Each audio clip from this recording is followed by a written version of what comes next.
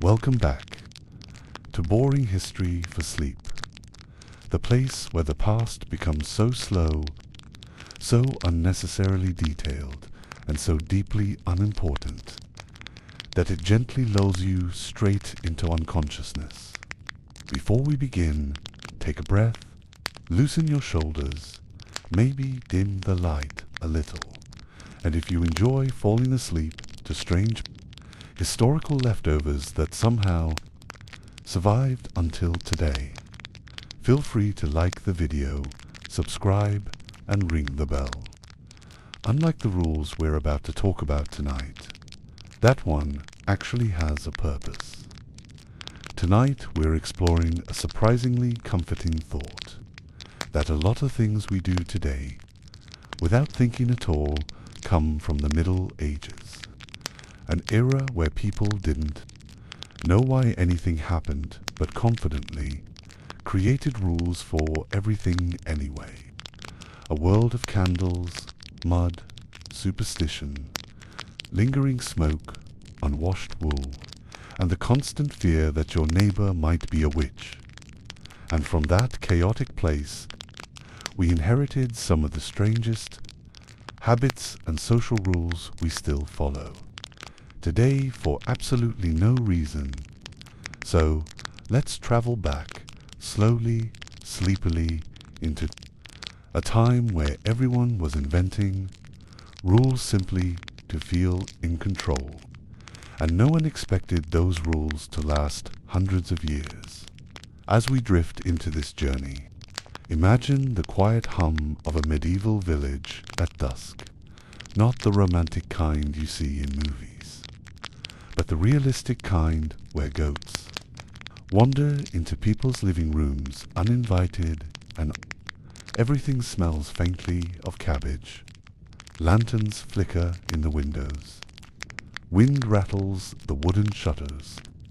And someone somewhere is absolutely convinced that a ghost lives in their fireplace.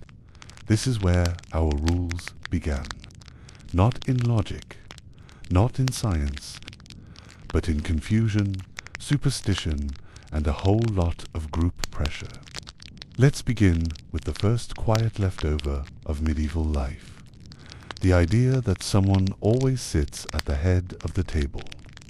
Even today, at family dinners or formal gatherings, people instinctively avoid that one seat unless they feel entitled to it.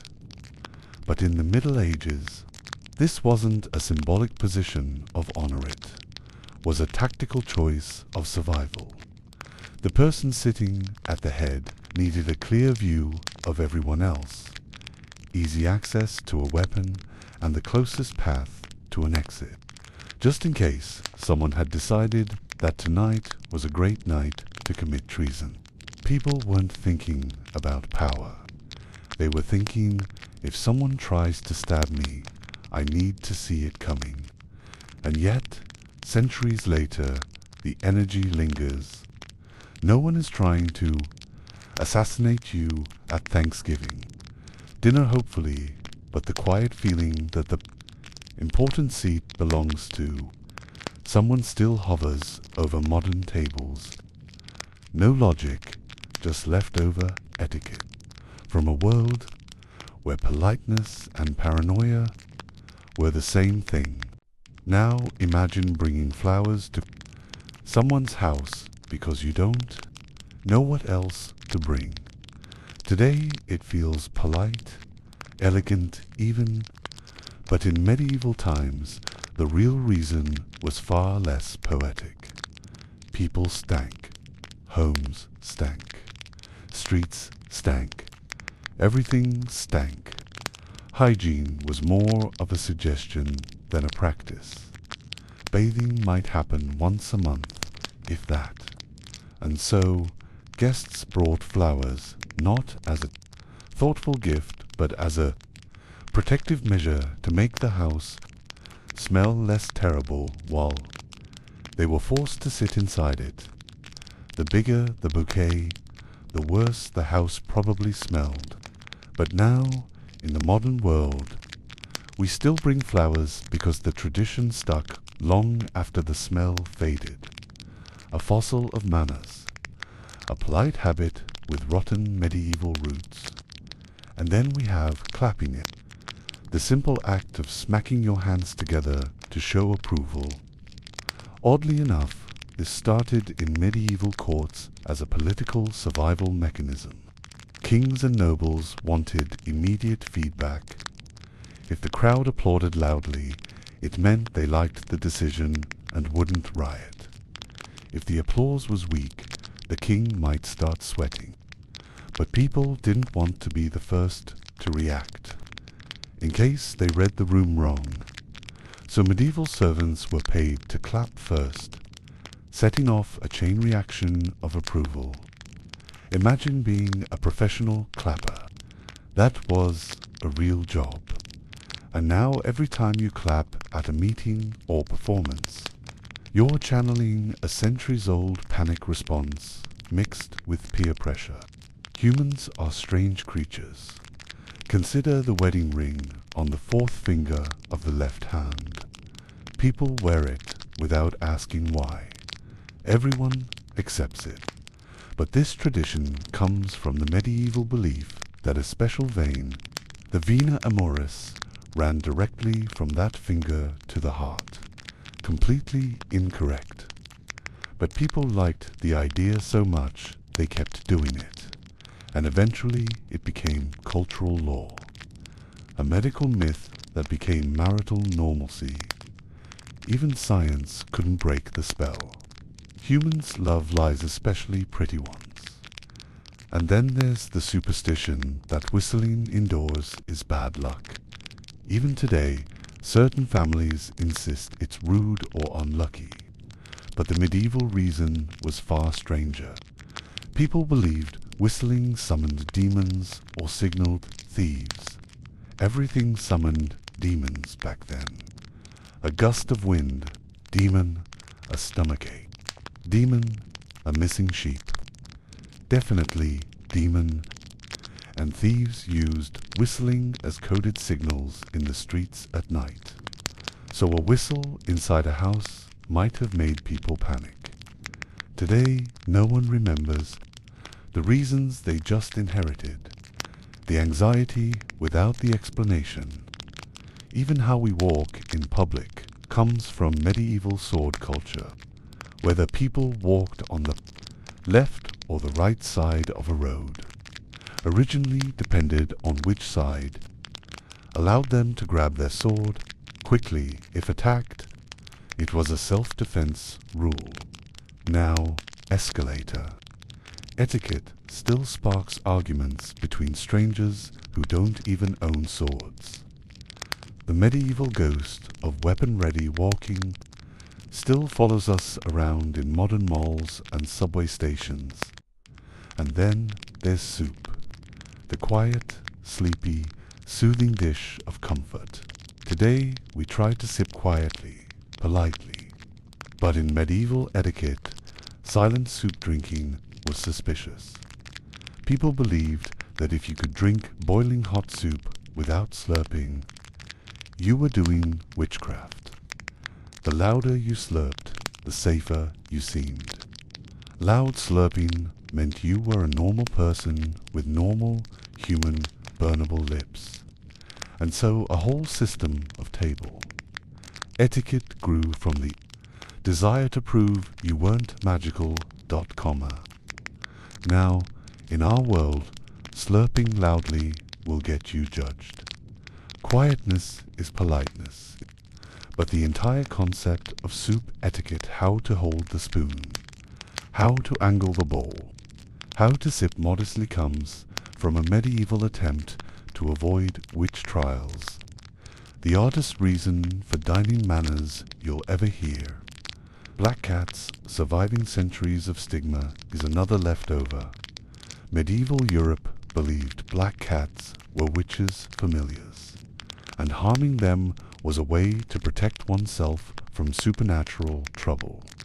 Ironically, this belief lowered cat populations, causing rats to flourish, helping diseases spread. People feared the wrong thing, and today, even though cats are beloved companions, old hints of superstition still cling to them in some places, echoing old fears that no longer make sense. Even the rule about not sitting on wet ground has medieval origins. People believed spirits traveled through damp earth and could climb into your body if you sat on it. Realistically, wet clothes just made people sick.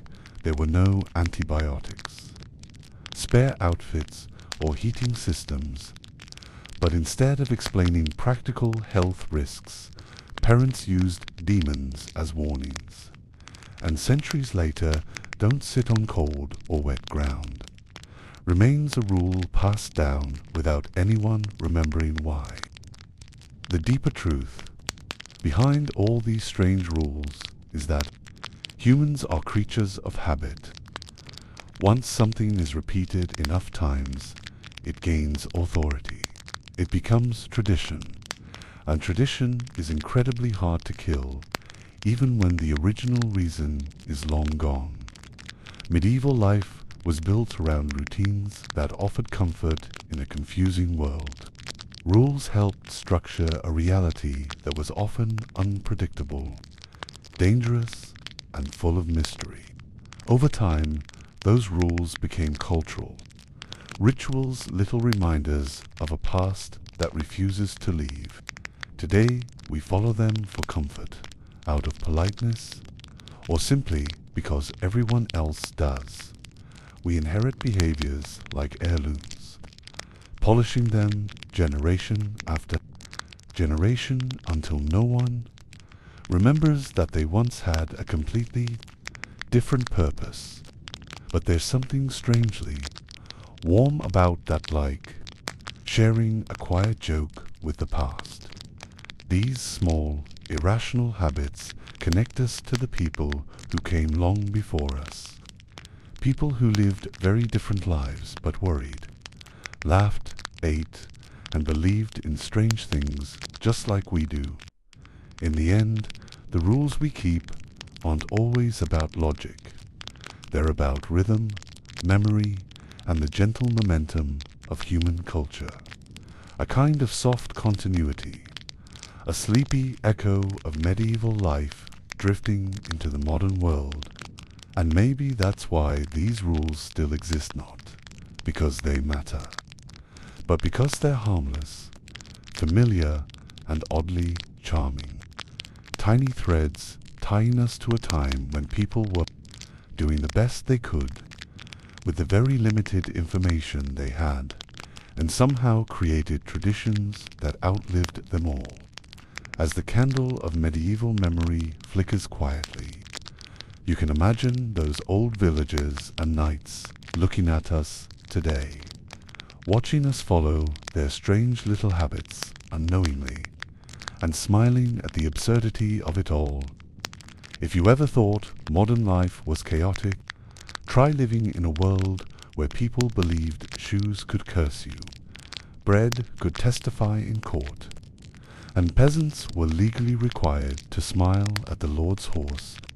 Welcome back to the Middle Ages, where the rules were strange, the logic was questionable, and somehow some of those rules simply refused to die. In this chapter, we explore the delightful absurdity of medieval regulations that somehow evolved, mutated, or lazily rolled forward into modern life. And as you listen, feel free to get comfortable, lie down, and wonder how on earth humanity survived a period governed by laws written by extremely tired monks and extremely bored kings. Let's begin. 1. Don't wear certain colors. Sumptuary laws live on. In medieval Europe, what you wore was less about fashion and more about avoiding getting arrested for accidentally looking too expensive. The government wasn't concerned with morality. They were concerned with vibes. Kings feared people pretending to be rich, So they passed sumptuary laws, a fancy phrase for dress code laws written by insecure nobles. Only aristocrats could wear purple. Only the wealthy could wear fur. Only certain ranks could wear silk. If you were a peasant and you wore scarlet, straight to trouble. You'd think all of this vanished with time. But then, try showing up at a luxury restaurant without proper attire, or going to school where your skirt must be exactly 3 centimeters below the knee, or reading a corporate email reminding employees that denim is unprofessional. Modern society, haha, medieval people were so silly. Also, modern society, you cannot enter without a collar shirt, sir. We are absolutely still doing sumptuary laws, just with 2. Don't work on Sundays, the rule the world won't let go. Medieval Christians believed that God personally monitored whether peasants were taking a day off. So, they passed strict Sabbath laws, banning work on Sundays. No baking, no selling, no playing games, no traveling far, no fun. Basically, Sunday was medieval do-nothing day, enforced by priests instead of push notifications. Fast forward to now. Stores close early. Liquor laws still block sales on Sundays in some places. Workers still feel guilty opening emails, and the world still kind of collapses on itself every weekend because humans still believe in the holiness of rest, or at least the holiness of ignoring work messages. We may not fear medieval demons anymore, but we do fear Monday. That's basically the same thing. 3. Stand in line and behave queuing. A medieval crowd control miracle. Imagine a medieval marketplace. Chickens screaming, merchants yelling, someone accidentally sword fighting someone else. Crowds were chaos. So towns created a simple, magical concept. Stand in a line and wait. Boom. The queue was born. It was a medieval attempt to control mobs, make tax collection easier, and prevent punchable situations. Like 2 knights arguing about who arrived first. Today, we queue for bubble tea, roller coasters, passports, discount electronics. Absolutely anything British. There is no natural reason humans should calmly wait behind strangers for 45 minutes. The only explanation is that medieval conditioning has permanently broken us. We could be wild, we could be chaotic, we could claim things through mighty battle, but no, we stand in line like obedient medieval peasants because deep down we know chaos is worse. For pay a fine for everything. Medieval fees that still haunt us. Medieval towns loved fines. Fine for shouting in the street. Fine for not repairing your fence. Fine for throwing water out your window at the wrong hour. Fine for having pigs that walked strangely. Fine for breathing too enthusiastically near the Lord's garden. Probably fine for being alive.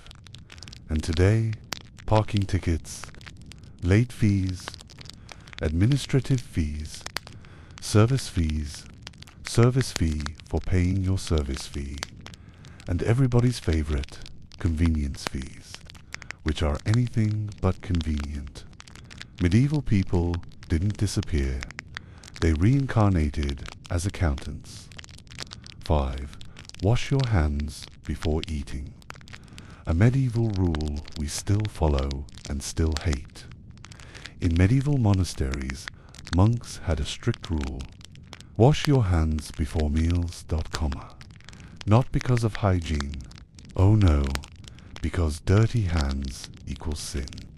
Clean hands equals holiness. Also, monks ate from shared bowls, and no monk wanted Brother Geoffrey's dirt flavoring the dinner. Today, we still wash our hands, only now it's scientific, but we still complain about it. We still forget. We still pretend a quick splash of water counts. Medieval monks would be disappointed. Or proud? Hard to tell. 6. A host must always feed a guest, the hospitality rule. This one is surprisingly wholesome. In medieval Europe, if a traveler came to your home, you had to feed them. No excuses. If you didn't, you were basically considered a monster. Guests were seen as sacred, and refusing them food brought shame, bad luck, and gossip. Now, parents still force you to offer snacks to visitors. Friends still bring food when they enter your house. And Indonesian moms would literally rather pass away than let a guest leave hungry. This medieval rule survived because it's one of the only nice ones. 7. Don't break bread. Wrong table etiquette. We still copy. Medieval table etiquette was strict. No elbows on the table. Don't tear bread too loudly. Don't talk with your mouth full. Don't smack your lips. Don't lick your knife. Don't drink directly from the soup bowl. Don't stare at other people's plates like a hungry wolf. These rules were invented by nobles to differentiate themselves from peasants. Now they're taught to children worldwide. We call it manners. But medieval aristocrats called it "Please don't embarrass me, Gerald." 8. The public announcement voice. Medieval town criers invented it.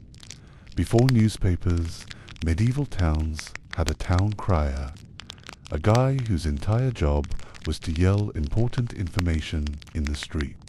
He announced new laws, missing livestock, tax deadlines, gossip disguised as announcements, and sometimes just filler news.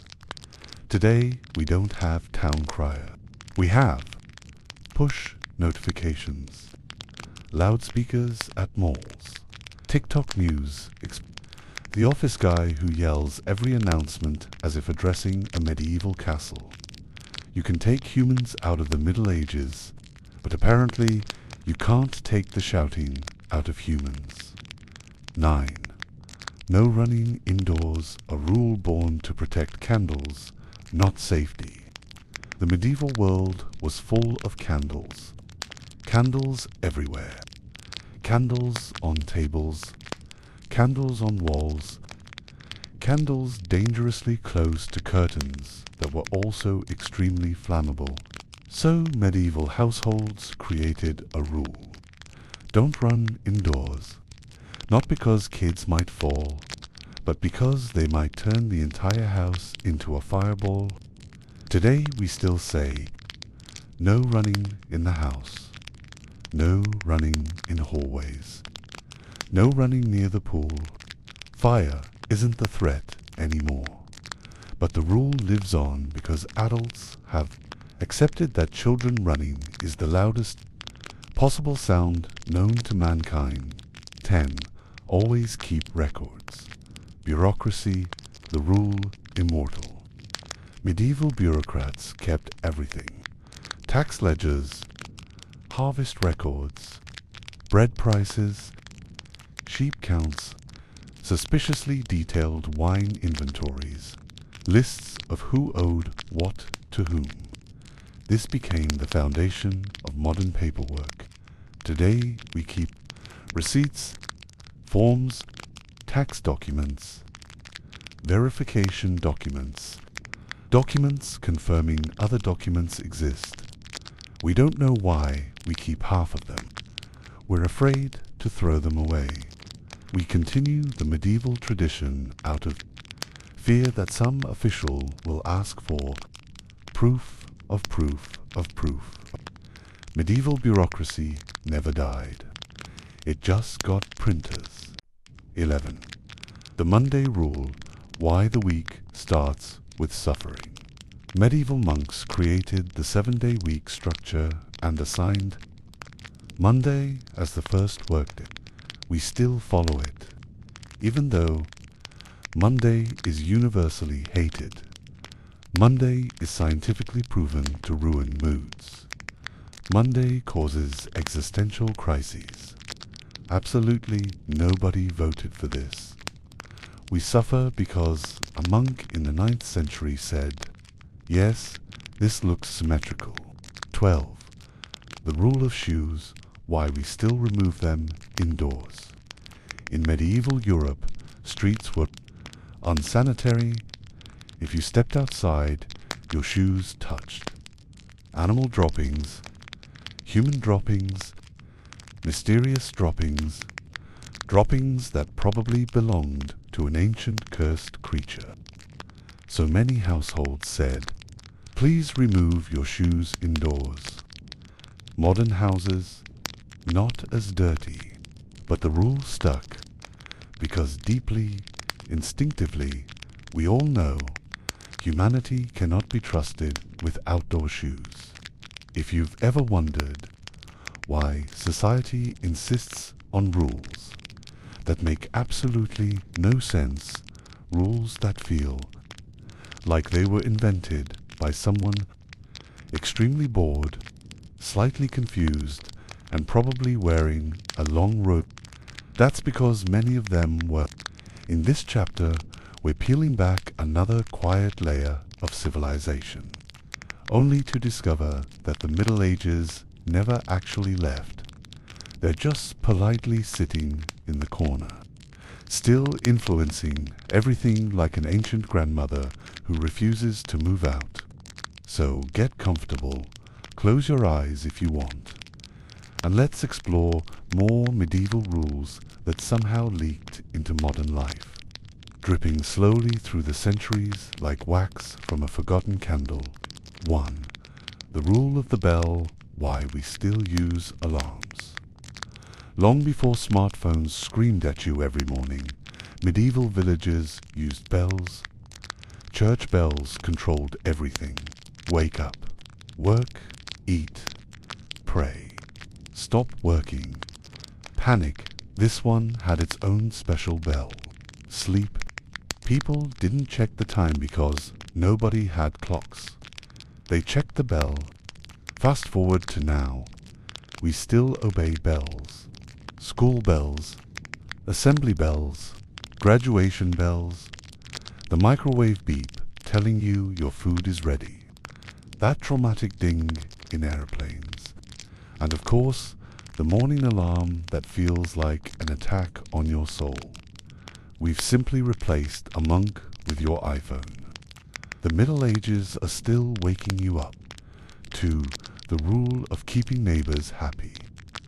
Medieval communities were extremely tight-knit, mostly because everyone lived 3 centimeters apart and shared one shovel. So they developed a rule: do not anger your neighbors. Angry neighbors meant accusations, gossip, curses, livestock mysteriously disappearing, someone throwing a potato at your door. Modern apartments aren't much better. Now, instead of curses, neighbors file complaints. Instead of gossip, they write passive-aggressive messages in communal group chats. Instead of potatoes, they slam doors loudly enough to shake the universe. This rule survives because humans instinctively fear neighbor conflict more than dragons. 3. The rule of the host's seat hierarchy at the table. In medieval banquets, the seating chart was basically a social ranking system. The host sat at the honor seat. The most important guest sat nearby. The least important guest sat far away. usually by the door, sometimes near the dogs. If you sat in the wrong spot, it was considered a political insult, which could escalate into an actual sword fight. Today, wedding seating charts still exist. Business dinners still assign seats. Teachers still arrange students where they belong. And in every family gathering, there's one chair nobody is allowed to touch. Medieval hierarchy didn't die. It just wears casual clothes now. 4. The rule of shoes for status.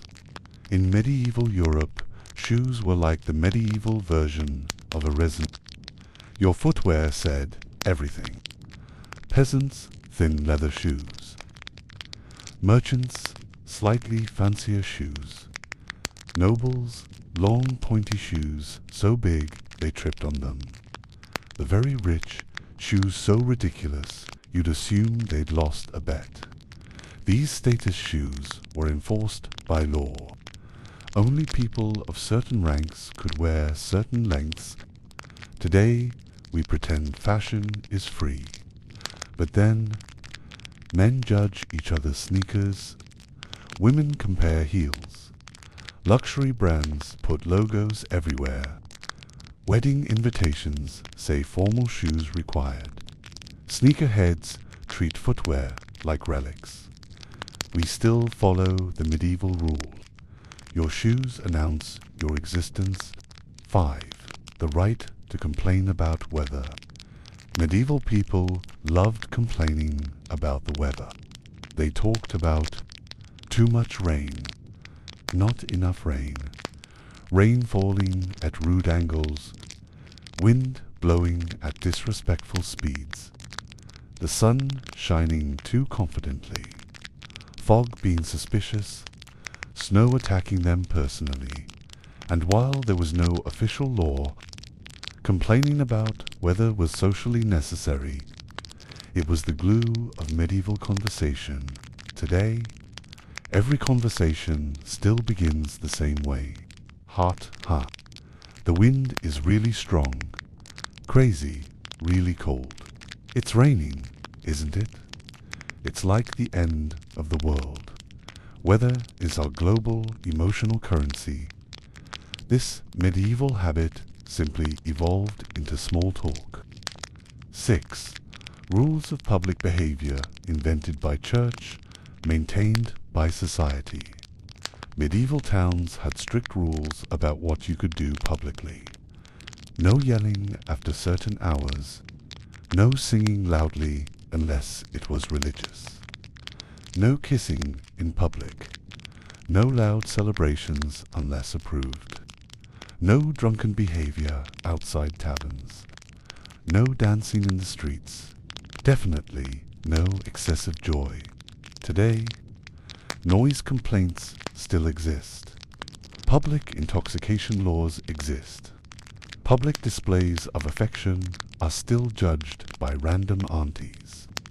And some cities still ban dancing. Yes, really. Humanity still fears fun. 7. The rule of the guild. Professional certification. Medieval craftsmen joined guilds which controlled training, tools, membership, qualifications, who could call themselves a master. Sound familiar? Today we have professional licenses, certifications, degrees, unions, industry associations, complicated exams that make you question your existence. We still operate under the medieval idea that, to do a job, you must undergo ritual suffering and pay fees. 8. The rule of don't spill salt. Medieval Europeans believed salt was magical, so spilling it was a sign of demonic mischief. The remedy: throw salt over your left shoulder to blind the devil. We don't believe in that anymore, but people still do the shoulder toss. Restaurants still panic when someone spills salt. Parents still say, adu sa. Some medieval habits stick because they're fun. This one is basically the earliest version of superstitious TikTok hacks. 9. Rules of respecting elders. In medieval communities, elders were seen as walking archives of wisdom, mostly because they had lived long, enough to survive plagues, famines, and sharp objects. Rules included: stand when elders enter, listen when they speak, never interrupt, treat them with honor. Today, we still practice these rules, at least in most cultures. Why? Because elders still know everything, and also because they're terrifying when offended. 10. The rule of proper greetings. Medieval greetings were extremely complicated. Nod if equal, bow if lower rank, smile politely if strangers, avoid unapproved touch, no staring at nobles, definitely no hugging random people.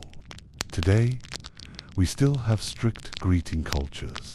Handshake, bow, fist bump, high fit, awkward wave.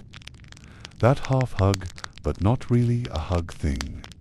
Humans still haven't figured out the perfect greeting, and we probably never will.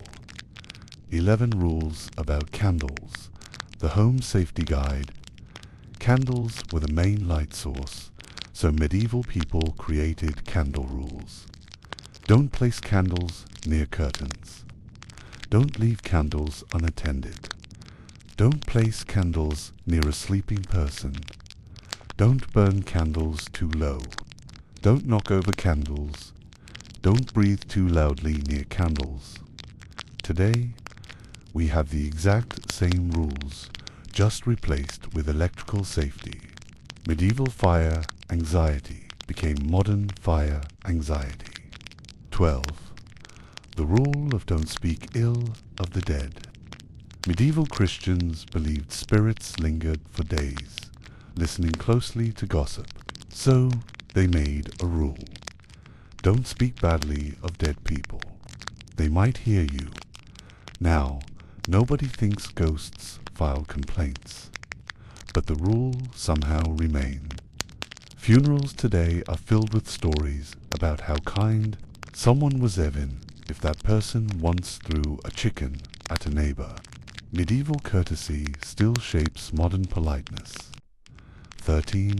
The rule of silence in sacred places. Monasteries developed silence rituals. Certain hours required absolute quiet. No speaking, no humming, no coughing too aggressively, quiet footsteps, soft breathing if possible. This influenced modern rules. Silence in libraries. Silence in classrooms during exams. Silence in theaters. Silence in museums. Silence during ceremonies. All because some monk in the 1200s hated noise. 14. The rule of not eating before everyone is seated. In medieval dining halls, the host or lord started the meal. Everybody else waited. It wasn't about manners, it was about hierarchy and avoiding poisoning accusations. Today, we still wait for everyone to sit, prayers, parents to say "Ayo makan," someone to take a picture for Instagram first, that one late person who always takes forever. We follow this rule without even knowing why. 15. The rule of household chores. Medieval households assigned one person to fetch water, one to maintain fire, one to sweep, one to cook, one to clean dishes, one to watch children, one to patch clothes, one to feed livestock. This became the template for modern household chore division. Couples today argue about laundry, dishes, cooking, cleaning, taking out the trash. This is medieval marital energy. 16. The rule of keeping night watch. Medieval towns had night watchmen because nighttime was dangerous, filled with crime, poorly lit, full of suspicious shadows, basically a horror movie. People felt safe because someone stayed awake to watch. Today, we have security guards, 24-hour CCTV, neighborhood patrol groups, doormen, parents who can magically hear any suspicious noise at 2 a.m. Humans still fear the dark. 17. The rule of village gossip. Medieval villages ran on gossip. Information spread through bakers, barbers, water carriers, whoever had the loudest voice. This was essential for survival. Gossip warned people of danger, sickness, or drama. Now, gossip still runs society just faster. Twitter, Instagram, cheeky talky all medieval gossip, but with better graphics. If you've ever wondered why society keeps following rules that feel older than dust, it's because many of them are. The Middle Ages built a surprisingly durable set of habits, some practical, some ridiculous, some questionable at best, and even though the world has changed in ways medieval people could never imagine, we continue to obey them out of inertia, tradition, or just pure cosmic laziness. In this chapter, we take another slow, sleepy walk through the medieval logic that shaped modern behavior, exploring the ghost we still follow even though their original purpose disappeared. Centuries ago, another rule that survived far longer than it deserved is the medieval obsession with locking doors at night. In medieval towns, locking your door was essential because nighttime was basically an open audition for criminals, animals, spirits, and people who weren't entirely sure where they lived. Today, most neighborhoods are safe enough, yet we still lock doors with the seriousness of someone guarding the royal treasury. We lock them twice. We check them again. We check them again after checking them. Modern life is filled with people doing a final door check before bed, not because danger lurks, but because medieval instinct whispers, the night is chaos. Protect yourself. And speaking of night, medieval Europeans had a strict rule about keeping lights low after sunset. It wasn't about ambience, it was about avoiding fires and hiding from potential lurkers. A bright home invited trouble. Today, we dim lights at night for comfort, or sleep hygiene, or aesthetic reasons. But we don't realize we're reenacting ancient survival strategies. Even the soft yellow glow of lamps mimics old candlelight, giving humans a false sense of prehistoric calm. Light bulbs replaced flames, but our brains never got the update. Let's not forget the medieval rule of greeting people politely when passing them. In medieval villages, greeting someone wasn't optional. It was mandatory for survival. Ignoring someone created suspicion. Suspicion created rumors. Rumors created accusations. Accusations occasionally ended with someone being chased by angry villagers. To avoid this, people greeted everyone, even strangers, even the baker's cousins, neighbors, goatkeeper. Today we greet co-workers in hallways, because it feels polite but deep. Down its leftover medieval social meant that we are friendly, not plotting, and not possessed by demons. especially in small towns, where failing to greet someone is still treated like a minor crime. Another rule we inherited without question is the ritual of washing produce.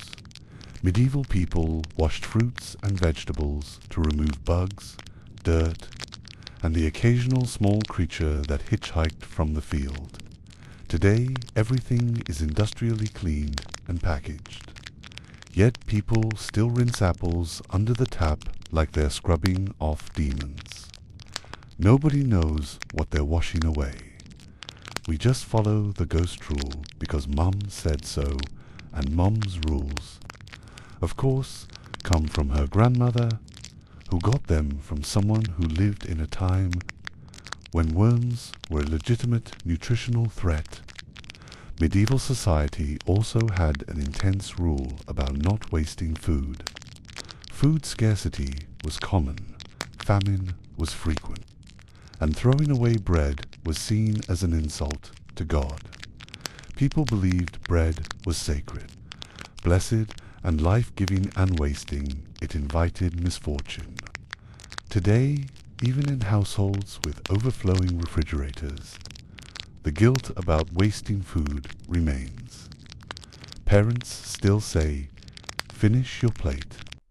The medieval concept of cleanliness as morality is another good, woven deep into modern life. In the Middle Ages, people associated cleanliness with virtue and dirtiness with sin. Bathing wasn't always frequent, but visible neatness meant moral purity. Today, we clean our homes before guests come not, because it's necessary, but because a messy home feels like a personal failure. We apologize for the mess even when the house is spotless. We judge messy cars, messy desks, messy hair. None of it is about actual hygiene. It's medieval moral residue insisting that clean equals good. And then there's the rule about not talking too loudly in certain places. Medieval monasteries enforced silence at specific hours to maintain spiritual discipline. This concept seeped into churches, libraries, schools, and then general society. Even today, entering a quiet room triggers some ancient instinct inside our brains that says, be respectful. The monks are listening. Classrooms enforce quiet. Buses prefer quiet. Offices enforce calm, professional volume, and the entire world has silently agreed that whispering feels appropriate in situations where nobody actually asked for it. Silence is not natural. It's cultural conditioning from 1,000 years ago. Another medieval rule we unknowingly obey is the ritual of scheduled meals. Medieval monasteries rang bells to signal breakfast, lunch, and dinner. Workers ate when the bells told them to. Meals weren't about hunger. They were about synchronizing society. Today, most people still eat at predetermined hours. Not because they're hungry, but because it's lunchtime. School kids line up at canteens when the bell rings. Offices allow lunch breaks at fixed times. Our bodies have natural hunger cues, but they are overridden by the ghost of a medieval bell tower. Even the social rule of don't stare has medieval roots. In the Middle Ages, staring at someone was considered a challenge or threat. Staring at nobles was disrespectful. Staring at strangers was suspicious. Staring at women was inappropriate. Today we don't sword fight people who stare too long, but the discomfort remains. Parents teach children not to stare. People avoid eye contact in elevators. We pretend not to notice others in waiting rooms, all because medieval people lived in a world where sustained eye contact might have resulted in somebody drawing a dagger. One of the funniest medieval rules still surviving is the tradition of covering your mouth when you yawn. Medieval Europeans believed yawning could release your soul, making it vulnerable to evil spirits. So people covered their mouths to keep the soul from escaping or to stop demons from entering. Today, we still cover our mouths when yawning, not because of demons, not even because of hygiene, but because politeness manuals absorb the rule and never let it go. We follow it automatically, unaware that the gesture is basically spiritual plumbing. Another ghost rule is the strange taboo around sitting on tables. Medieval people forbade sitting on tables because tables were sacred eating spaces blessed during religious feasts. Also, sitting on them risked breaking them, and furniture was expensive. Today, when someone hops onto a table or countertop, adults instantly react with "get down."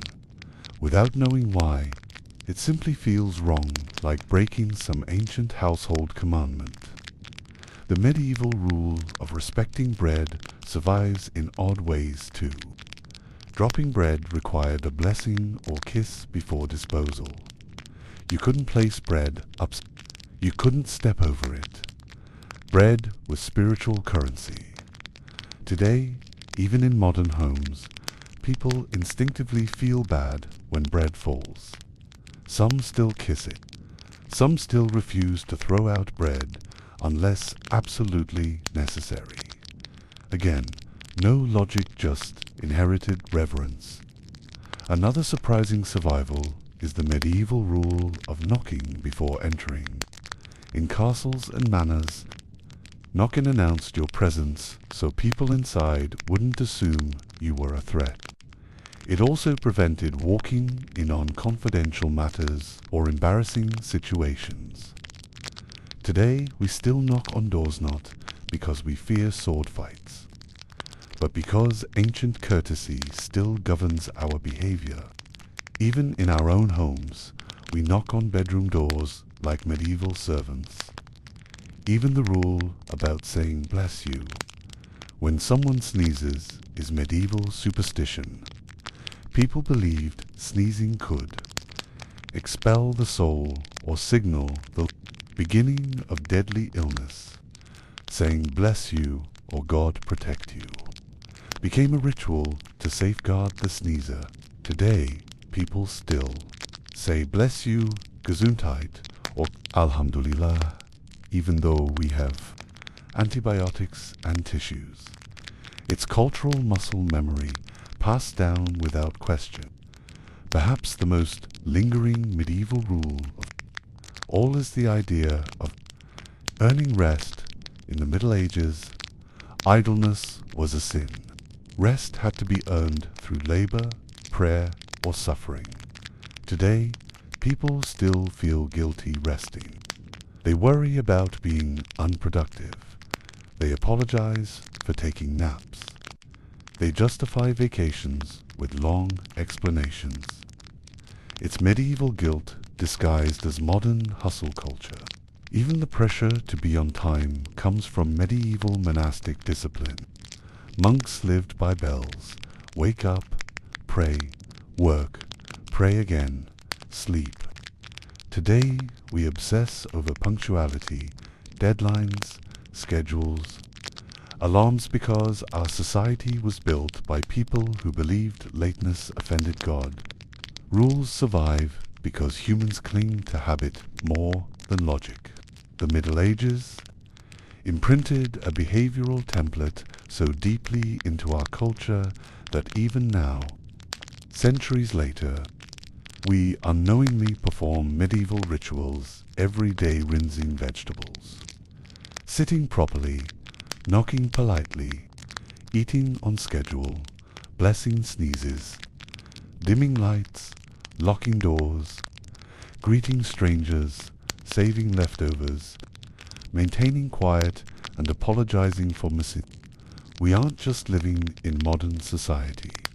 We're acting out a script written in a candlelit room by someone who believed dragons were real. And maybe the funniest thing is, none of these rules hurt us. Some are useful, some are pointless, most are harmless. But all of them remind us that history is not something that happened. History is something we carry. Every habit, every reflex, every unspoken rule is a thread connecting us to the medieval world that feels distant but is quietly guiding our daily lives. And the strangest part about these rules is not that medieval people invented them. It's that somehow, quietly, sneakily, they just never fully died. They lingered. They stuck to society like cold porridge on a wooden bowl. Take, for example, the medieval rule that you must never place bread upside down on the table. Sounds dramatic, right? Like your dinner rolls are about to summon a demon. But no, this was a medieval superstition tied to executioners. Bakers would leave an upside-down loaf to signify that one was reserved for the man doing the beheading that day. Why this needed its own orientation system is unclear, but executioners did love a bit of fanfare. The funny part is, to this day, in some European countries, people still gasp when they see upside-down bread, as if the carbohydrate police will arrest them for disrespect. Another leftover rule is the bizarre obsession with curfews. The word curfew itself comes from couvre-feu, meaning cover the fire.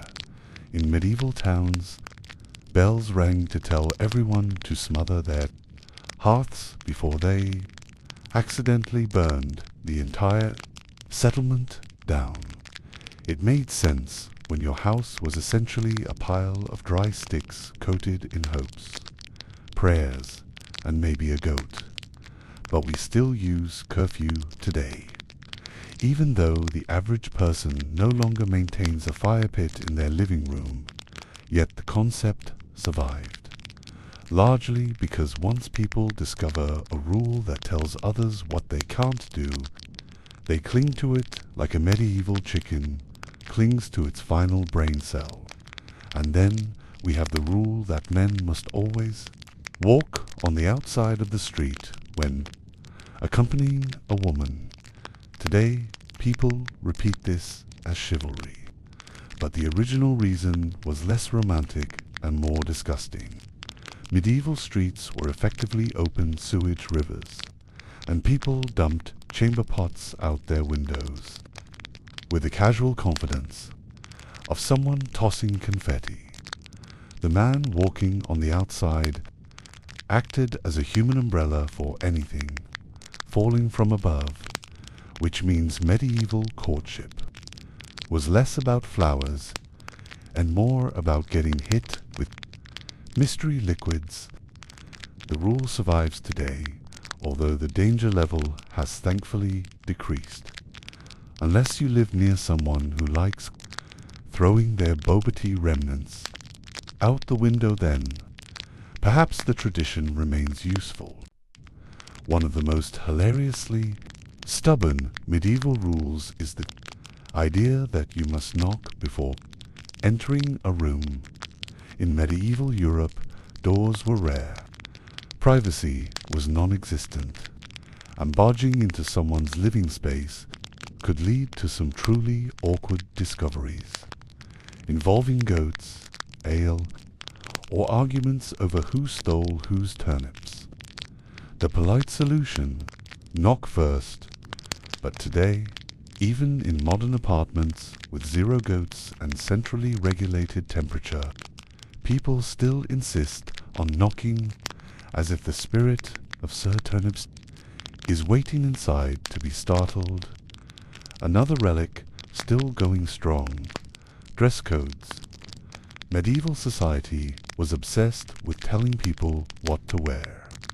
Not to be fashionable, but to make it immediately visible who was rich, who was poor, and who was pretending to be either. Sumptuary laws controlled color, material, and even the length of your sleeves. Wearing purple without being royalty. Illegal. Wearing fur without the proper tax bracket. Also illegal.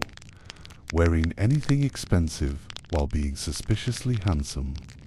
Probably illegal too.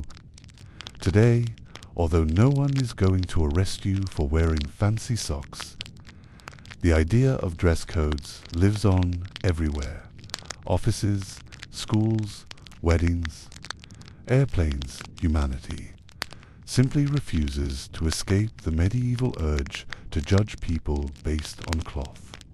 Let's not forget the rule that certain professions had to announce their presence loudly, as if the entire town needed a soundtrack. Medieval barbers, fishmongers, bakers, and sellers of suspiciously old apples all shouted their goods through the streets. This wasn't just marketing, it was law. If you didn't shout, people accused you of hiding poor quality items.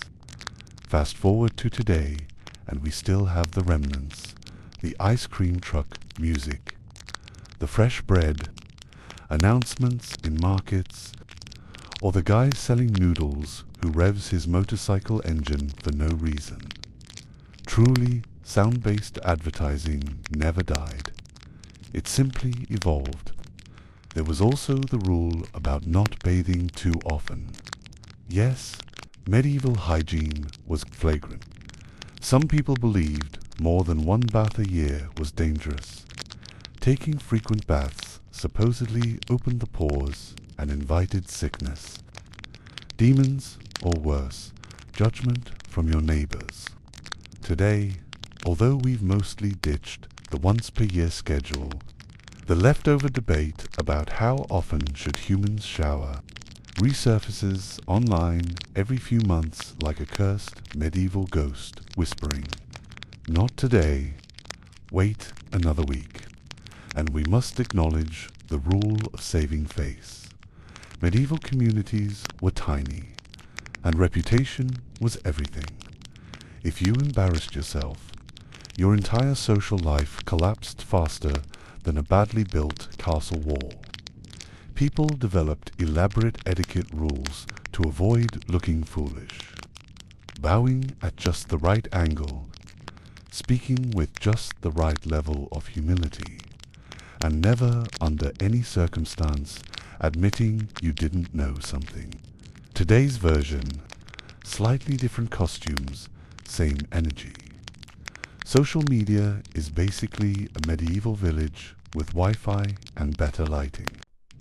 Even bureaucratic rules have medieval roots. The way we line up in queues, fill out forms, ask for permission, or get official stamps, all of that comes straight from medieval administration. If you've ever waited 3 hours at a government office and wondered, why do they need this much paperwork? Congratulations, you have experienced a 600-year-old tradition. Medieval clerks loved stamps and seals because it made them feel important.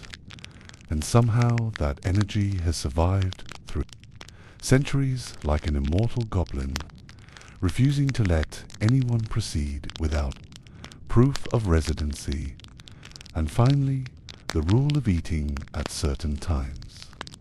Medieval mealtime schedules were strict because the church controlled daily rhythms. Bells rang to dictate when you prayed, worked, and ate. Today, even though no church bell is forcing you to eat lunch at 12 o'clock sharp, society still panics if someone dares to eat spaghetti at 10 a.m. or cereal at 3 p.m. The idea that meals must follow a timetable is simply a medieval echo, politely telling us Eat now or suffer eternal disorganization. If you thought medieval people were chaotic about rules, wait until you see how they approached cleanliness, a category in which logic, science, and basic survival instincts all quietly resigned and simply hoped for the best. The strangest part isn't that medieval folks had bizarre hygiene beliefs. The strange part is that some of these beliefs still cling stubbornly to modern life, like the faint smell of old cheese lingering in a wooden cupboard. And so, in this chapter, let us drift into the softly ridiculous world of rules that started centuries ago and somehow still haunt us, even though we now have indoor plumbing, soap that doesn't contain sand, and zero risk of being judged by a wandering monk taking notes. To begin, medieval Europe had a surprisingly complicated relationship with bathing. Some loved it, some feared it. Some believed the water opened your pores and allowed sickness to sneak inside like a thief entering an unlocked door. Because of this, an unspoken rule emerged. Bathing too often was suspicious behavior. People believed frequent bathers were either wealthy, dangerously vain, or possibly trying to wash off evidence of sin. And oddly enough, in modern times, the debate about how often should a person shower still pops up like a medieval ghost poking everyone with a stick. One side screams daily, another side screams twice a week, and a third mysterious faction insists that rinsing once a month using only the tears of a disappointed ancestor is the natural way. In truth, the medieval fear of overwashing somehow evolved into today's internet arguments about hygiene, routines proving that humanity, as a species, simply loves disagreeing about soap. Another medieval cleanliness rule was the absolute terror of bad air, because people believed foul smells caused disease. Called the miasma theory, it convinced entire towns that if something stank, the solution was not to remove the cause, but to mask it. And so, the medieval world gave birth to potpourri, scented pouches, herbal bundles, perfumed gloves, and even masks stuffed with aromatic plants. Fast forward to now, and, well, we haven't really changed. People buy candles labeled forest breeze, sanctuary, or whispering vanilla dream for the exact same reason medieval nobles wore rosemary stuffed hats. We still cling to the rule that if a room smells nice, it must be healthy, even if the smell is simply a chemically engineered lie designed by a company trying to sell lavender mist for $19.99. In short, medieval people walked around with bags of herbs. We walk around with essential oil diffusion, same energy, slightly upgraded packaging. We also owe medievals the unwritten rule that cleanliness must look clean, even if it isn't actually clean. Medieval households loved sweeping the visible parts of their homes while ignoring the corners, the ceilings, and anything behind a barrel. Cleanliness was a performance, and as long as the floor looked clear, nobody asked further questions. This tradition lives on today as the legendary panic clean that every modern human performs when unexpected guests are on the way. Suddenly, laundry is thrown into mysterious piles. Dishes are hidden in ovens, and dust is shoved off surfaces like a medieval servant sweeping crumbs behind a tapestry The rule that appearances matter more than actual hygiene. A medieval masterpiece still thriving in the modern world. And then there's the medieval obsession with hand washing before meals, which was not about health at all. Instead, it was a performative gesture to show that you weren't planning to poison anyone. Guests washed their hands publicly in a bowl, while a servant poured water over them in dramatic fashion. Today, although nobody washes their hands in front of the host like a royal peacock, showing off cleanliness intentions, the rule remains in spirit. Parents tell children to wash hands before eating, not because they expect poisoning, but because society has collectively decided that clean hands equal moral goodness. And during the recent years, when everyone suddenly became terrified of invisible germs, hand washing transformed into a medieval style ritual again, except this time with foaming soap and 20-second TikTok songs instead of a servant holding a copper bowl. Perhaps the most hilarious medieval cleanliness rule that survived is the fear of shoes indoors. In medieval homes, shoes were banned not for neatness, but because they dragged in mud, animal droppings, and occasionally suspicious liquids that dripped from upper-story chamber pots. Today, even in pristine apartments with ceramic floors, people still explode into pure panic when someone forgets to remove their shoes indoors. The medieval logic is long gone, but the emotional reaction remains. No, not the shoes, not on the floor. It is a 700-year-old reflex, passed down through generations who feared stepping into anything unpleasant. And to be fair, medieval floors were lively, but now the tradition has become a sign of manners, respect, and the quiet desire to not mop the floor unnecessarily. Medieval people also created strict rules about cleaning the body with cloths instead of water, which might sound strange until you realize that many were terrified of full body baths. They used linen cloths to wipe themselves, applying scented oils to mask odors. This is, in essence, the ancient ancestor of modern wet wipes, deodorant wipes, and the suspiciously optimistic dry shampoo. The idea was simple. If you can't clean yourself properly, just pretend you did. And millions of modern humans continue this tradition every time they freshen up without actually bathing.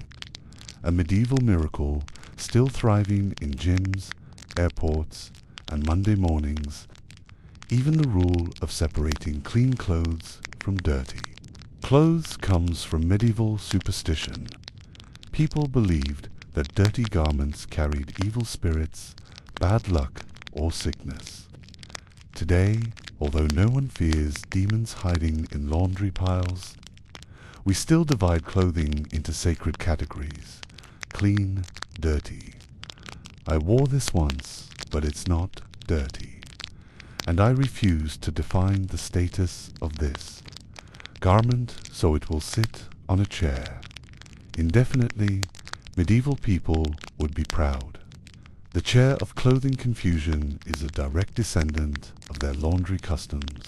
Finally, one of the most lingering medieval cleanliness rules is the idea that your home must be spotless when guests visit, regardless of how you truly live. Medieval hospitality demanded that households present themselves as harmonious, clean, and blessed by good fortune, even if the backyard was full of goats wreaking havoc. Today, nobody has goats, hopefully, but the instinct remains.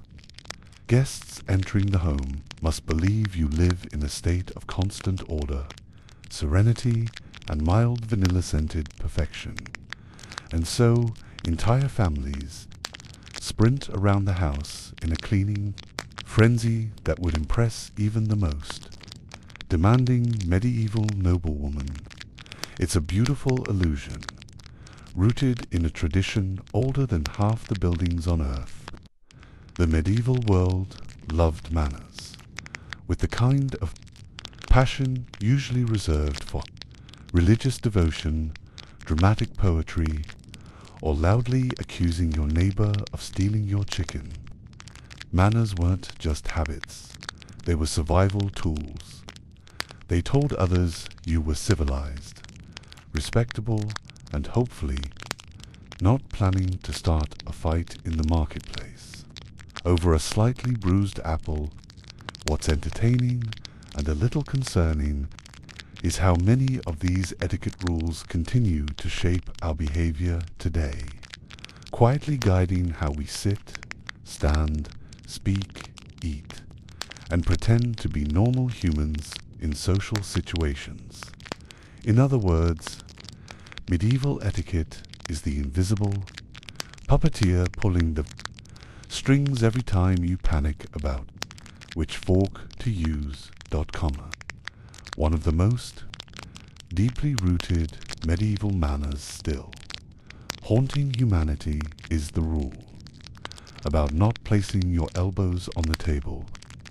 In medieval halls, long tables were shared by everyone, nobles, servants, guests, and that one mysterious traveler who always had a story about nearly being eaten by a wolf.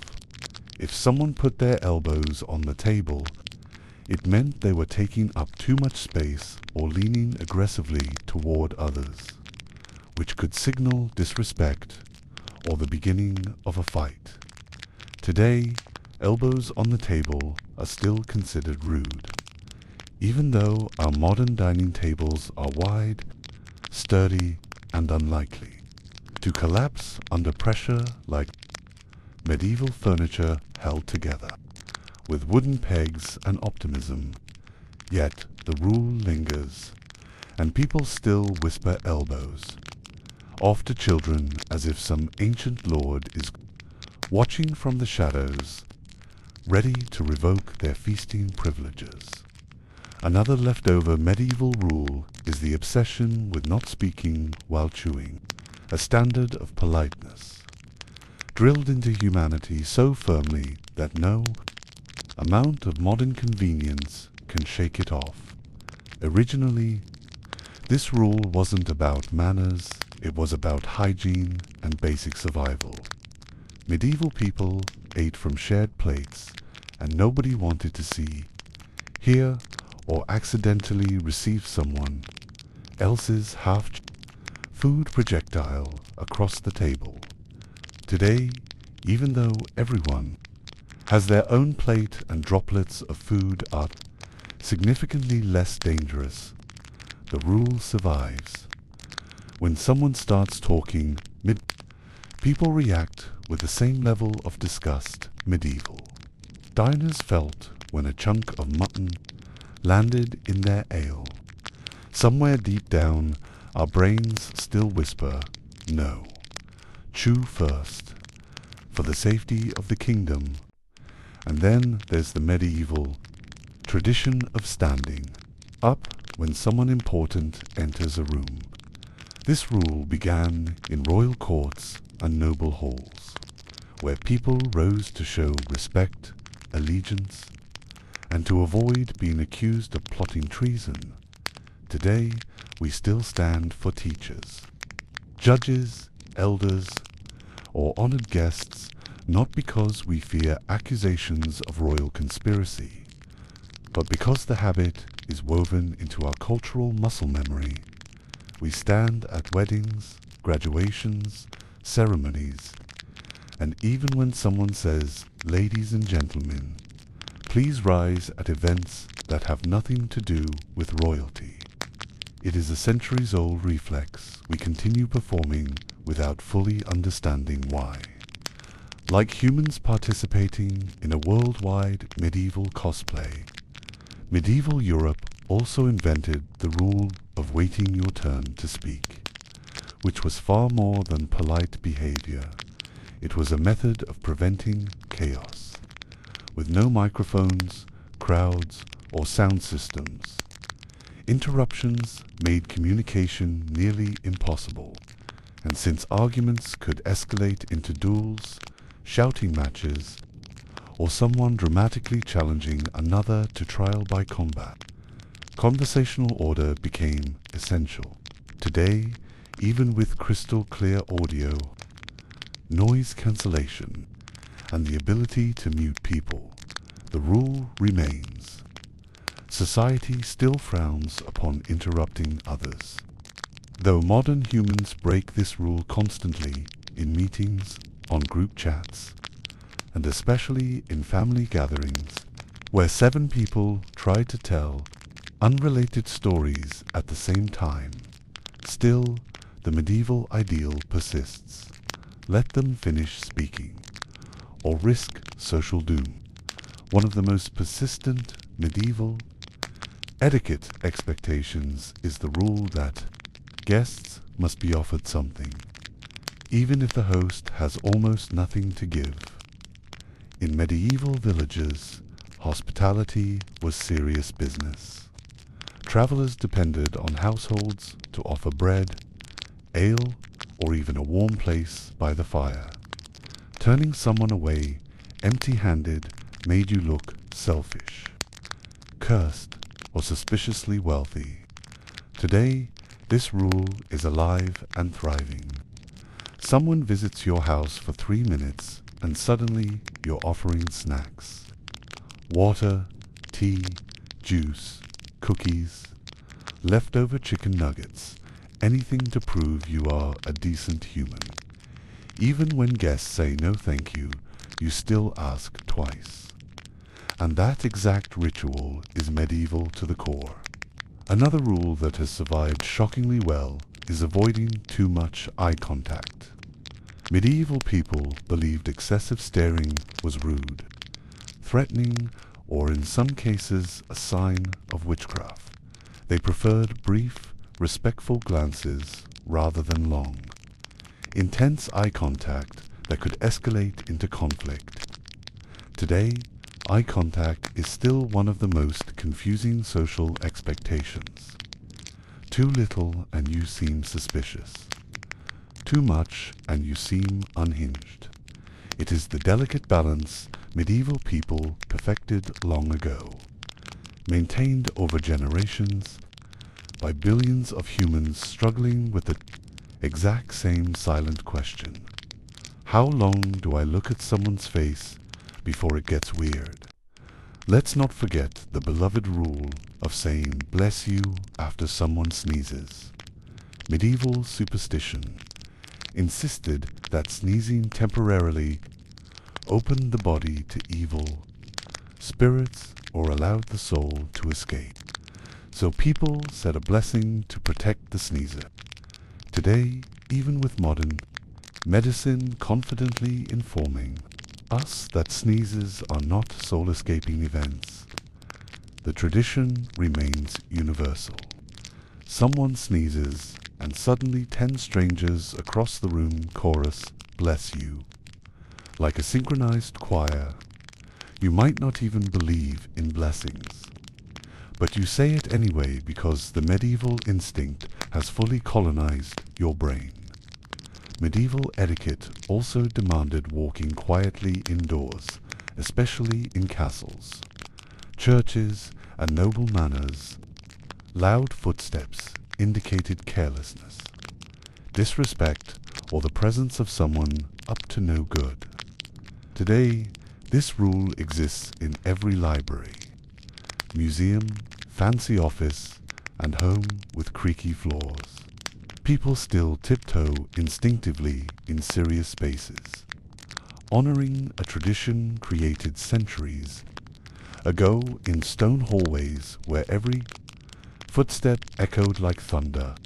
And finally, one of the most powerful medieval rules of all: don't show too much emotion in public. nobles were trained to maintain composure at all times.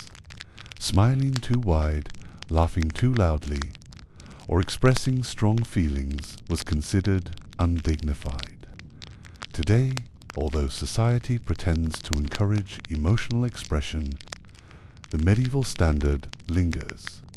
People still try to act normal in public spaces, not too loud, not too excited, not too chaotic. Everyone is performing a tiny, modernized version of medieval stoicism while pretending they are simply being civilized. Medieval people approached work with a seriousness normally reserved for sacred rituals, plagues, or the moment someone accused the baker of using sawdust in the bread again. Work wasn't just labor, it was identity, honor, reputation, and occasionally the only thing standing between you and starving, in a field next to a very judgmental goat. What makes medieval work culture so fascinating is not how different it was, but how similar it still feels. Strip away the horses, muddy boots, questionable hygiene, and the occasional screaming rooster, and you'll find that many of their workplace rules quietly survived, infiltrating modern offices, classrooms, and every job where humans pretend to be productive, while counting the hours until lunch. One of the strongest medieval work rules still haunting humanity is the idea of strict working hours, especially the concept that productivity must follow a rigid schedule. Medieval life revolved around church bells ringing throughout the day, dictating when to work, pray, rest, eat, or panic because you overslept. Bells organized everything, creating the earliest 9 to -5 rhythm long before spreadsheets existed. Today, our bells have evolved into digital clocks, alarms, notifications, and the internal guilt that wakes you up at 6 a.m. even on weekends. The medieval idea that workers must be synchronized like caterpillar morning start, midday break, evening stops still shapes modern life, even though we now have electricity, flexible work, and the ability to complete entire tasks lying in bed. Yet the ancient instinct whispers, "It is morning, be productive," or the village elder will frown. Another rule that simply refuses to die is the belief that hard work must be visible. In medieval times, everyone was expected to look busy, even if nothing useful was actually happening. A peasant leaning on a shovel too long invited gossip. A servant sitting down made nobles suspicious. Artisans had to show tools, dust, sweat evidence of labor. This expectation lives on today in the modern art of looking busy, perfected in offices where people click their mouse every seconds to stay active, open. Spreadsheets they don't understand, or walk briskly while holding papers because it creates the illusion of importance. Even remote workers experience this medieval legacy. Cameras on, posture, straight eyes, attentive, pretending not to be wearing pajama pants. The medieval belief that visible effort equals value remains, deeply rooted in corporate life. Like a stubborn vine, no amount of innovation can kill. Medieval society also believed firmly in the rule that titles matter, even when the job itself was questionable. A man in charge of stirring, boiling dye for hours was still called master of colors. A person who inspected grain for moisture was royal grain assessor.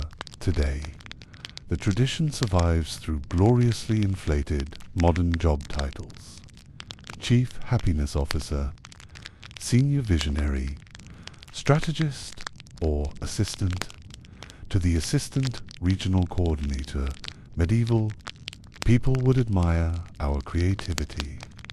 Titles exist not to clarify responsibilities, but to create the illusion that everyone's job is slightly more important than it actually isn't. Comforting ancient tradition that makes the world feel ordered and meaningful even when it absolutely is not. Another medieval work rule still thriving is the expectation that apprentices must suffer. Apprenticeship in medieval times meant years of doing the worst tasks: sweeping floors, carrying buckets, cleaning tools, and listening to people twice your age explain things poorly. Sound familiar? Internships today follow the exact template. You fetch things. You organize dusty storage spaces. You smile politely while receiving instructions that contradict each other. And you get experience instead of money. Medieval apprentices would nod sympathetically and say, "Ah, yes, I too worked for exposure." The tradition remains unchanged. You learn a profession by enduring mild misery, hoping one day you'll be the one giving confusing instructions to future generations.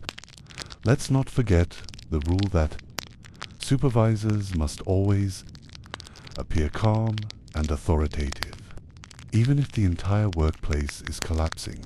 Medieval guildmasters walked around with an air of unshakable confidence. Even when everything around them was going wrong, a blacksmith could set half his workshop on fire, and the guildmaster would still declare, "Yes, this is all according to plan."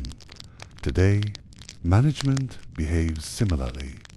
Deadlines crumble, systems crash. Budgets evaporate, yet supervisors maintain an expression of controlled serenity as if channeling centuries of medieval leadership training. People trust confident leaders, even when the confidence is purely theatrical. Tradition born in smoky medieval workshops and preserved in brightly lit corporate meeting rooms. Another medieval rule that survived shockingly well is the culture of mourning. Productivity, guilt. In medieval villages, waking up late was a moral failure, and neighbors judged you instantly. A person who slept past sunrise was considered lazy, sinful, or possibly cursed.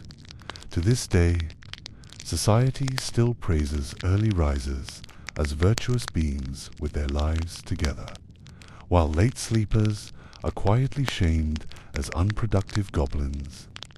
Even though modern work doesn't rely on rooster alarms or maximizing sunlight, the medieval rhythm persists. Waking early equals honorable. Sleeping late equals suspicious.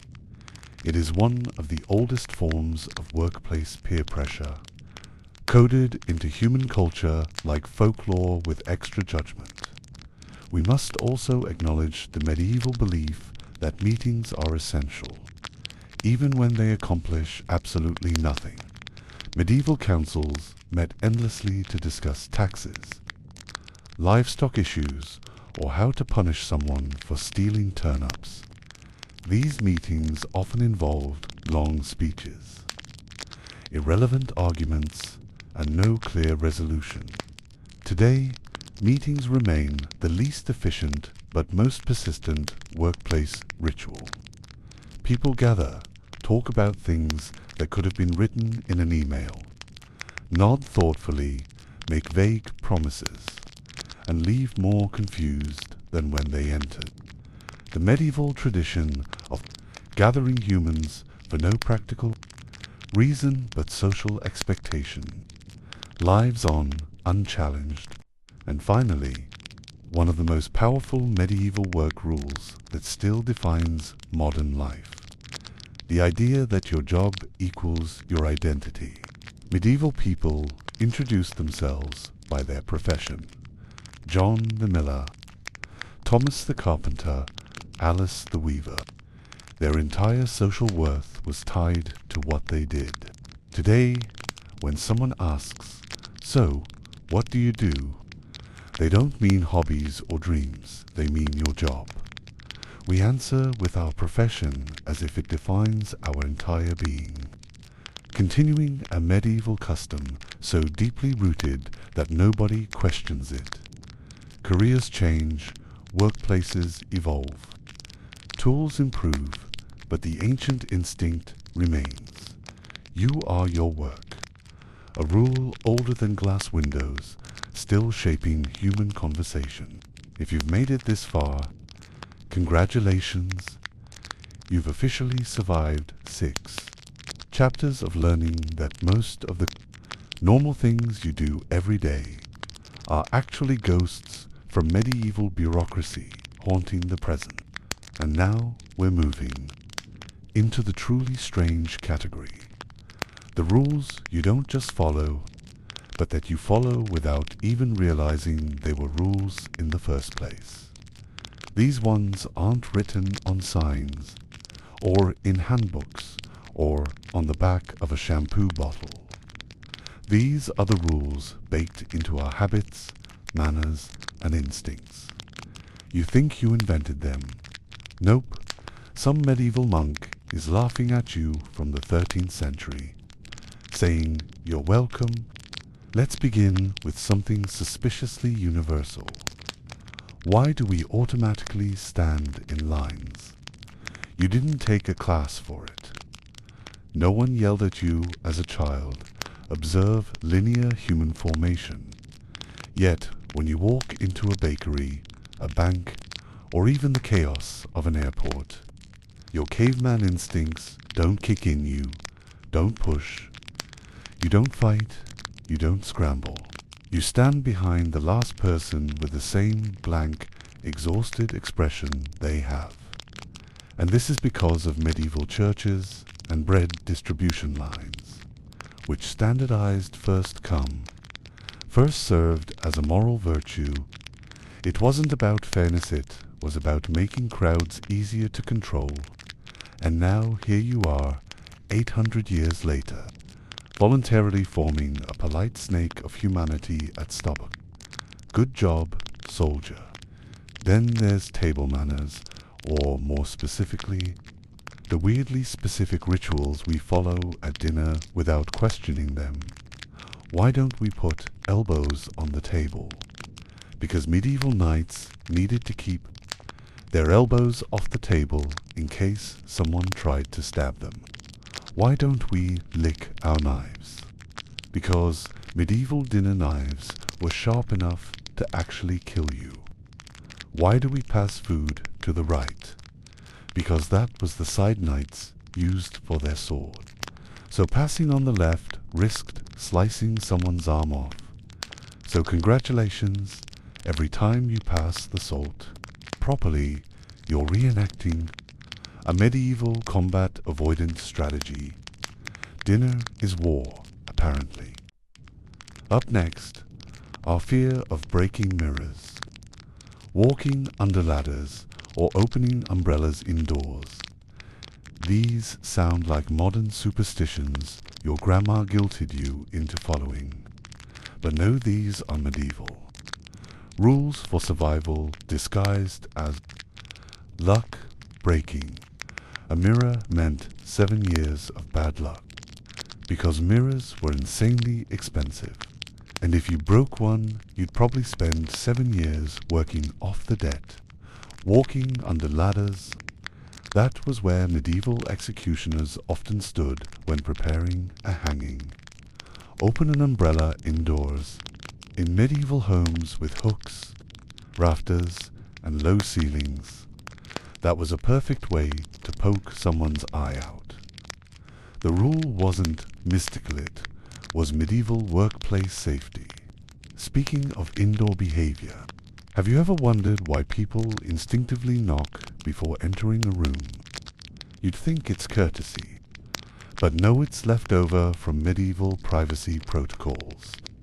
In monasteries, knocking was required because monks weren't allowed to surprise each other. Why?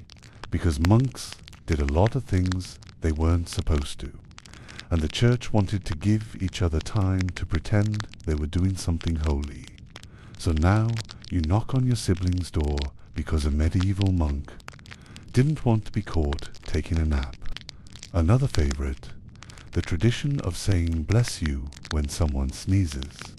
A sneeze in medieval Europe wasn't all cute, it was, you might have the plague. The blessing was both a prayer and a desperate hope that you wouldn't die the next morning. Today you sneeze because of dust or allergies, and 6 people around you still react like tiny medieval priests fighting off demons. We keep doing it because silence after a sneeze feels socially illegal. That's how deep the rule has sunk. And here's a fun one. Why do we celebrate birthdays? Not the cake, not the candles, not the balloons. The idea that your birthday is a special day that must be acknowledged. That practice came from medieval astrology, where people believed evil spirits were most active on the anniversary of your birth. The solution: surround the birthday person with candles, noise, attention, and protection. That's right, your chaotic birthday party at age 8 was actually a medieval exorcism, and the tradition stuck because cake exists now. Let's talk about showing up fashionably. Late, this weird, unwritten, social rule has medieval roots too. Nobles intentionally arrived late to events because it proved they weren't servants, and no one could command their schedule. And now, 700 years later, your friend who always arrives 45 minutes late to dinner isn't rude, they're apparently royalty. Reenacting medieval power dynamics, welcome to the final chapter, where everything comes together, the strange, dusty medieval rules that slipped into the 21st century so quietly you didn't even notice you were obeying them. These aren't the dramatic ones like trial by ordeal or bloodletting. These are the tiny, boring little rules that sit inside your brain like outdated software, still running in the background, still shaping your behavior centuries after they mattered. And by the end of this chapter, you will never look at your daily routine the same way again. Let's start with something you've been doing your entire life without thinking. Saying sorry when someone else bumps into you. You might assume this is modern politeness, but not. This is medieval conflict avoidance. In crowded villages, streets were so narrow that bumping into people was normal. Instead of starting fights every 5 seconds, people were trained to take partial blame instantly. Not because they were kind, but because fights could escalate into legal issues. And medieval legal systems were terrifyingly slow and expensive. Congratulations every time you apologize for being hit by a shopping cart. You're just reenacting a medieval strategy to avoid being dragged before a village judge. Next up, why do you put your hand over your heart during pledges, anthems, or solemn moments? That gesture came from medieval oaths of loyalty, where touching your chest symbolized offering your heart to God, your Lord or your liege.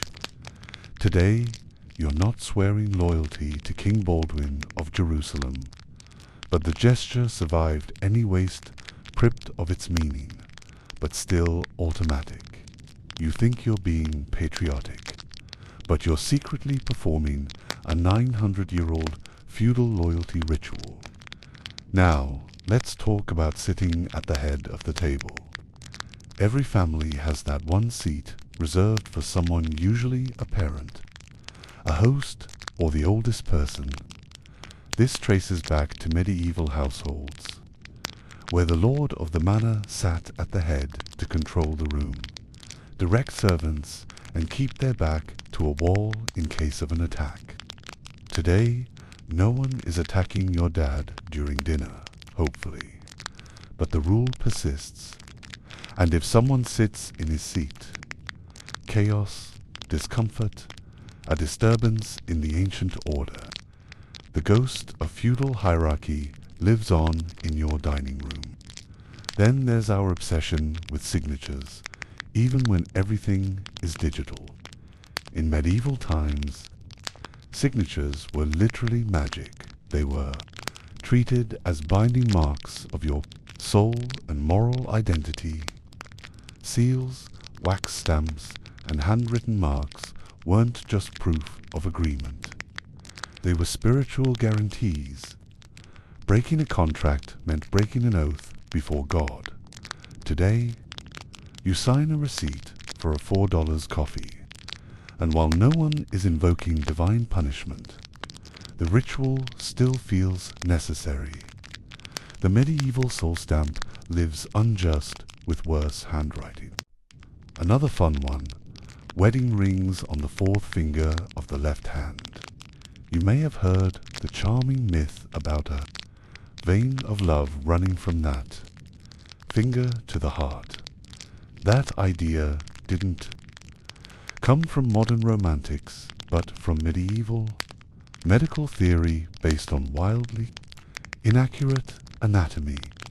People genuinely believed this finger was directly connected to the organ of love. So now you wear a ring, they're not because it's logical, but because medieval doctors guessed wrong and the world never bothered to fix it. Let's uncover another habit, removing your hat indoors.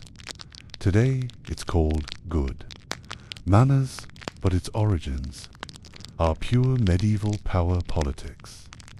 Knights removed helmets to show they weren't about to attack, and peasants removed hats to show submission.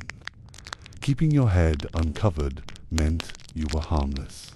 Now you walk into a restaurant and take off your baseball cap out of pure somewhere a medieval knight nods in approval.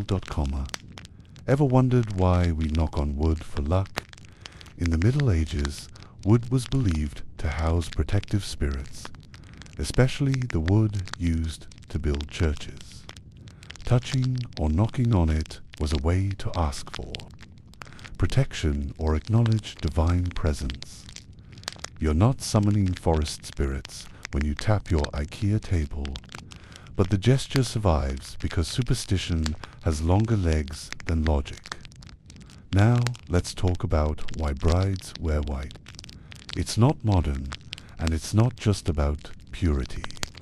In medieval Europe, white dresses were worn because they showed wealth. White was hard to clean and expensive to maintain. Only the wealthy could afford it. The tradition stuck, and now everyone wears white, not as a flex, but because the medieval rich made it fashionable 700 years ago. And here's one of the strangest medieval leftovers. Closing your eyes when kissing? Nope, it's not romance. It's not shyness.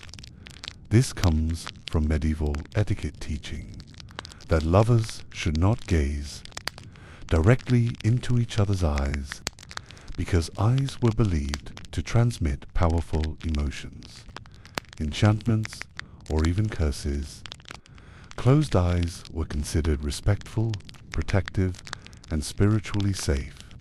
Today, it's just normal, but you're really participating in medieval. emotional safety protocols. Finally, the big one. Why we say thank you.